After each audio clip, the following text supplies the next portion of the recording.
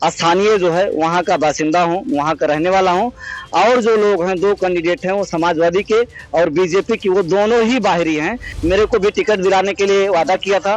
Ticket आखिरी में उन्होंने अपने निष्क्रिय पुत्र जो अजीत हैं उनको दिला दिया। सूरज चौधरी यहाँ तक चप्पल घिस करके पहुंचे हुए हैं, बड़ी मेहनत करके, बड़ा त्याग परिश्रम करके पहुंचे हुए हैं। नमस्कार, इस वक्त हमारे साथ हैं सूरज चौधरी। एक ऐसा नाम मिल्कीपुर विधानसभा में गूंजना शुरू हुआ है कि एक तरफ हैं अवधेश प्रसाद के लड़के अजीत प्रसाद, दूसरी तरफ हैं भाजपा से चंद्रभानु पासवान और तीसरी तरफ भीम आर्मी ने भी अपना मोर्चा खोल रखा है आजाद समाज पार्टी से। आजाद समाज पार्टी से मिल्कीपुर विधानसभा में इस टाइम मैदान पर उतर चुके हैं सूरज चौधरी। सूरज चौधरी के बारे में अगर मैं बात करूं तो वो समाजवादी पार्टी को अभी हाल ही में छोड़कर 500 प्रत्याशियों के साथ अपने आ चुके हैं भीम आर्मी में। आइए हमारे साथ हैं, आइए हम बात करते हैं क्या मामला है मिल्कीपुर का। सूरज चौधरी जी, आप इसके पहले समाजवादी पार्टी में थे, तो अभी आपने समाजवादी पार्टी क्यों छोड़ी?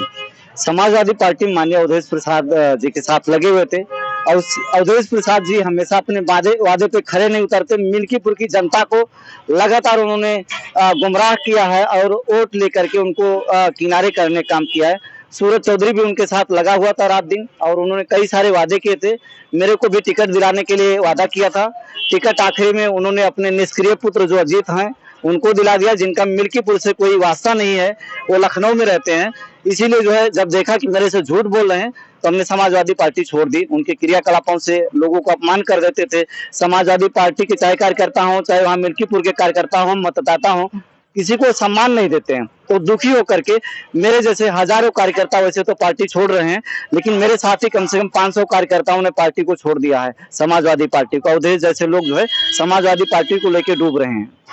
अच्छा, तो अभी आपको टिकट किस पार्टी से मिला? आजाद समाज पार्टी से मिला है टिकट। तो क्या उम्मीद है कि अब तो देखिए मैदान में तो एक तरफ अवधेश जी के लड़के अजीत प्रसाद है ही, आपको पता है, आप तो उनके साथ रह चुके हैं, और दूसरी तरफ मैदान में है आपके चंद्रभानु पासवान जी।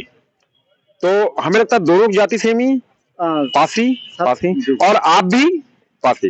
तो अब मिल्कीपुर विधानसभा में 3 पासी हैं, तो क्या जो वोट समीकरण है, जो जाति समीकरण है, वो पासी वोट किधर जा रहा है? आपकी तरफ आ रहा है कि अजीत प्रसाद की तरफ जा रहा है और कि पासवान जी की तरफ जा रहा है? अब किस तरफ पासी ज्यादा मूव करेगा?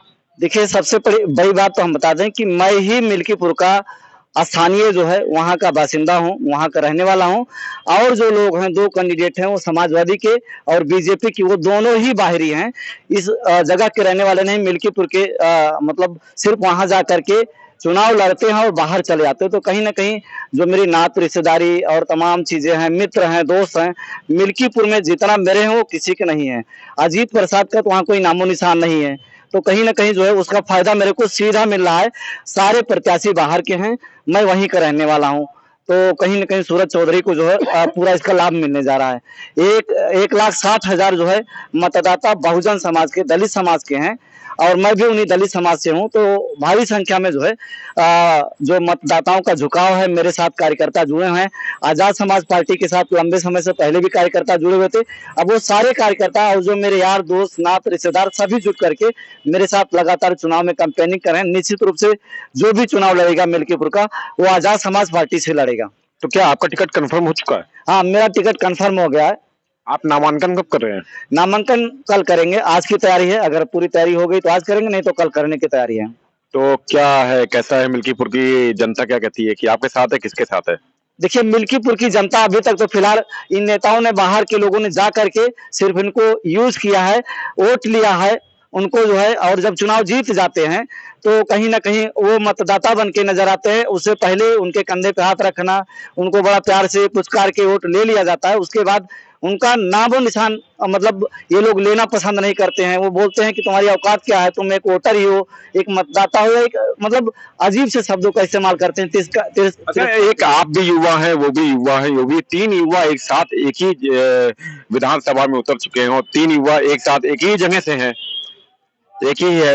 और मुझे लगता है जनता का एक मिल्कीपुर के क्या मुद्दे हैं, वो मुद्दे क्या आप लेके जा सकते हो कि आप अपनी तरफ से क्या मुद्दे हैं? जैसे बीजेपी के कुछ और मुद्दा है, समाजवादी पार्टी के कुछ और मुद्दा रहा है, और आपका मुद्दा क्या है?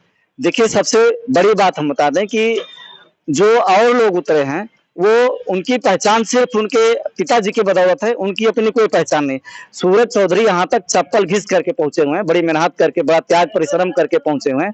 और रही बात मुद्दे की, तो हमारे जो मिल्कीपुर के यूथ हैं, पढ़े लिखे हैं, बेरोजगार हैं, तो अगर उनको भी ठेके पट्टे में मौका दिया जाए और तमाम जो बेरोजगारी से संबंधित, जो जैसे कि हमारे मंत्री कमा करके विधायक बन करके जा करके बाहर रोजगार फैला रहे हैं, तो मेरा एक एम है, लक्ष्य है कि जो बाहर काम करना है वो मिल्कीपुर के यूथ के लिए किया जाए, अपने लोगों के लिए किया जाए। सबसे बड़ा जो लक्ष्य है मेरा इसी बात को लेकर के रहेगा।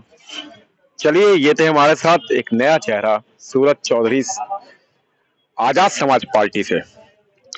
आपके साथ मैं हूं मयंक शुक्ला, मिल्कीपुर विधानसभा से।